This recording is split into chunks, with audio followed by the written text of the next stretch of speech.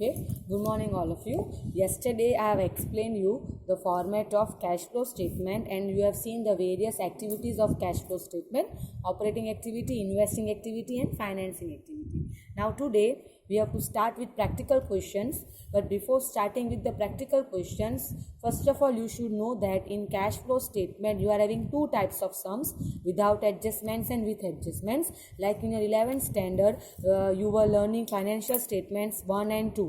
In 1 it was without adjustment and in 2 it was with adjustment. Similarly, in cash flow statement also you are having two types of questions: without adjustment and with adjustment. What is the meaning of this? In both this you are having balance sheet, but if below your balance sheet if adjustments are given, then it is called with adjustment, and if adjustments are not given, it is called without adjustments. Now in both the circumstances your statement will remain same, but the items to be treated will be different. So today we are going to start with without adjustments points. Now when you are having cash flow statement question without adjustment, now there are 3 to 4 items which you have to keep in mind that their treatment will be different. Now let's take an example. Your first, provision for tax, right? Now you know that provision for tax is always given in short term provision, right और आपको पता है कि मैंने balance sheet का ही format बनाया है, पर मैंने जानबूझ के एक ही आइटम लिया है, प्रोविजन फॉर टैक्स. आपको भी ऐसे ही दिया जाएगा, current year and previous year कोई भी हो. मैंने 2020 एंड 19 लिया है, it can be 19 18, it can be 18 17, कुछ भी हो, पर आपको पता चल जाएगा कौन सा प्रीवियस है और कौन सा करंट है. ऑलवेज आपको दो अमाउंट्स के कॉलम दिए जाएंगे. नाउ जब भी आपके पास प्रोविजन फॉर टैक्स हो, एस्पेशली विदाउट एडजस्टमेंट में, तो उसको कैसे ट्रीट करना है? सो करंट ईयर का अमाउंट आपको प्लस करना है और प्रीवियस ईयर का अमाउंट आपको माइनस करना है. चेंज नहीं लेना है, करंट ईयर का अमाउंट प्लस करना है और प्रीवियस ईयर का अमाउंट आपको माइनस करना है. Now where you have to take this current year and previous year, so if you know your cash flow statement properly, so आपका provision for tax दो जगह पे आता है. like see, एक यहाँ पे है, जब आप आफ्टर में से बिफोर में कन्वर्ट करते हो, एट दैट टाइम यहाँ पे है provision for tax, and in that here purposely I have return CY. इसका मतलब कि आपको यहाँ पे करंट ईयर का अमाउंट लेना है. सी क्या लिखा है? Add, right. So what is the current years amount? 75,000.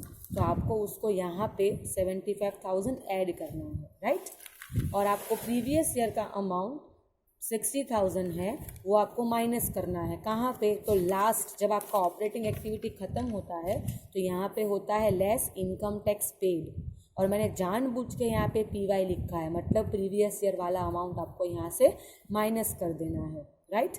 ऐसा कब करना है? जब आपके पास प्रोविजन फॉर टैक्स की कोई एडजस्टमेंट बैलेंस शीट के बाद में नहीं दी हो तब.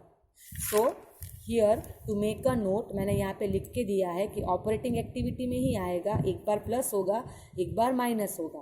तो अभी मैंने आपको दिखाया कि प्लस कहाँ पे होगा?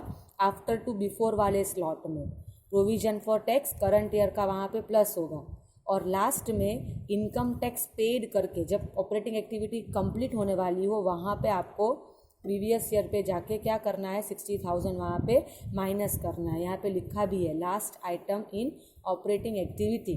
तो अब से आपको याद रखना है कि प्रोविजन फॉर टैक्स अगर आपको उसके अंदर कोई एडजस्टमेंट नहीं दी है तो करंट वाला ऐड करना है और प्रीवियस वाला माइनस करना है. और ऐड कहाँ करना है? करंट वाला ऑपरेटिंग एक्टिविटी में आफ्टर टू बिफोर वाले स्लॉट में ऐड करना है, और माइनस भी ऑपरेटिंग एक्टिविटी में ही करना है पर लास्ट में as income tax paid, right. फिर दूसरा आता है प्रपोज डिविडेंड. अब प्रपोज डिविडेंड आपको बैलेंस शीट के अंदर नहीं दिया होगा, प्रपोज डिविडेंड आपको बैलेंस शीट के नीचे ऐसे दिया होगा. It will be given below the balance sheet like this. ऐसा स्टेटमेंट लिखा होगा, propose dividend of 31st March 2020, मतलब current year is 50,000, while of 31st March 2019 previous year is ₹40,000. अब ऑब्वियसली हमने पहले भी डिस्कस किया है कि आपको करंट ईयर का प्रपोज डिविडेंड इग्नोर ही कर देना है। देखो मैंने करंट ईयर के पास क्रॉस कर दिया है, मतलब आपको करंट ईयर का प्रपोज डिविडेंड कहीं पे नहीं लेना है, आपको सिर्फ प्रीवियस ईयर का ही प्रपोज डिविडेंड कंसीडर करना है, राइट। मतलब ये सिर्फ 40,000 हम कंसीडर करेंगे, हम 50,000 नहीं करेंगे। अब प्रपोज डिविडेंड फिर विदाउट एडजस्टमेंट में हो या विथ एडजस्टमेंट में हो, ऐसे ही ट्रीट होगा।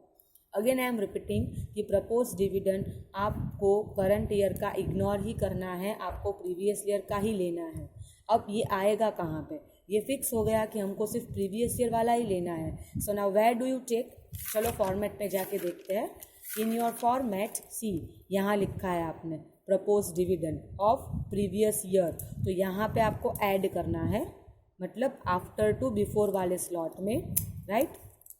और डिविडेंड आपके सारे फाइनेंसिंग एक्टिविटी में भी आते हैं, तो यही सेम अमाउंट आपको फाइनेंसिंग एक्टिविटी में भी जाके यहाँ पे क्या करना है, माइनस। मैं यहाँ पे लिखना भूल गई हूँ पर फाइनेंसिंग में भी आएगा, तो डिविडेंड एक जगह प्लस होगा, एक जगह माइनस होगा। But what you have to keep in mind for that कि देखो मैंने यहाँ पे भी लिखा है, एक आएगा ऑपरेटिंग में propose dividend after to before वाले स्लॉट में, और कौन सा लेना है, ऑलवेज प्रीवियस ईयर वाला आपको लेना है, करंट वाला इग्नोर ही करना है। तो यही 40,000 हम आफ्टर टू बिफोर वाले स्लॉट में प्लस करेंगे, और फाइनेंसिंग एक्टिविटी में भी उसको जाके क्या करेंगे, हम माइनस करेंगे, राइट। तो अब से आपको कोई पूछे समरी कि what is the treatment of propose dividend, तो आपको ये बोलना है कि करंट ईयर का इग्नोर करो, लेना ही नहीं है, हमें सिर्फ प्रीवियस ईयर का लेना है। वो सेम अमाउंट एक बार प्लस करना है और एक बार हमें उसको माइनस करना है। प्लस कहाँ करना है, तो ऑपरेटिंग एक्टिविटी में आफ्टर टू बिफोर वाले स्लॉट में, as I have shown you over here, ऐसे, राइट। और माइनस कहाँ पे जाके करना है, प्रपोज डिविडेंड को फाइनेंसिंग एक्टिविटी में जाके हमें उसको क्या करना है, माइनस करना है यहाँ पे, और amount will be same, right. क्योंकि हम करंट ईयर का तो इग्नोर ही कर रहे हैं, इसलिए एक ही अमाउंट होगा आपके पास। बट प्रोविजन फॉर टैक्स में 2 अमाउंट होता है, करंट वाला भी अलग लेना है और प्रीवियस वाला भी अलग लेना है।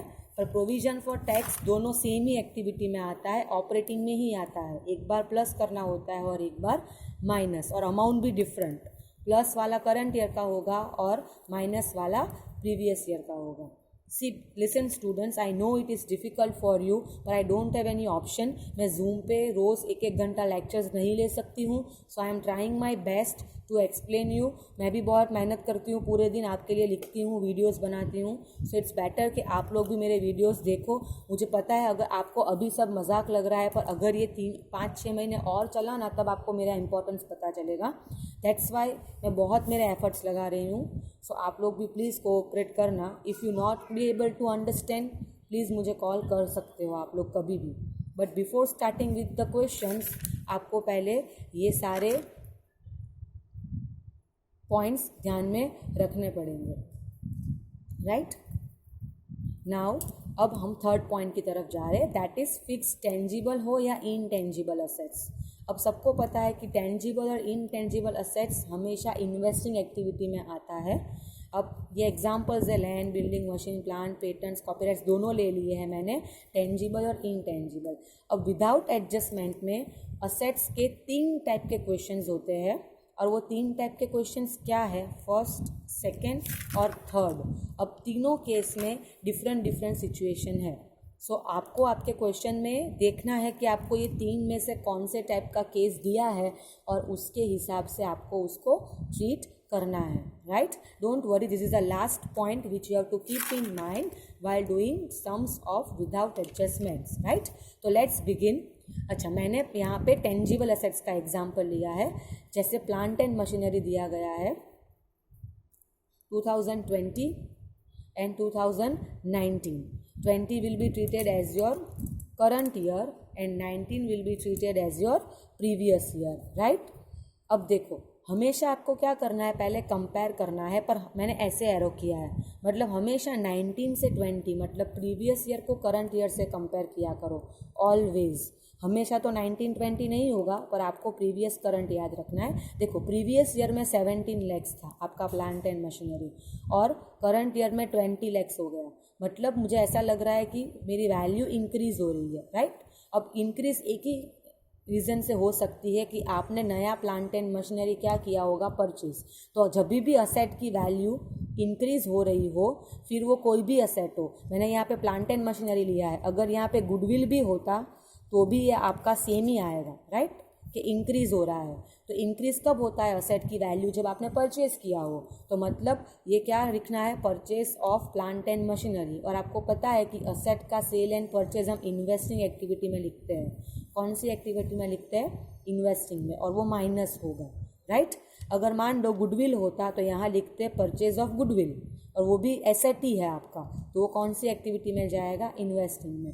मतलब असेट के ऊपर कोई भी एडजस्टमेंट नहीं है और आपका असेट का वैल्यू इंक्रीज हो रहा है, मतलब वो आपके लिए purchase of plant and machine, purchase of asset है, फिर वो कोई भी हो, टेंजिबल असेट हो या इनटेंजिबल असेट हो। गेटिंग, ये फर्स्ट केस जिसमें कुछ नहीं है, सिर्फ असेट्स की वैल्यूज़ है, राइट।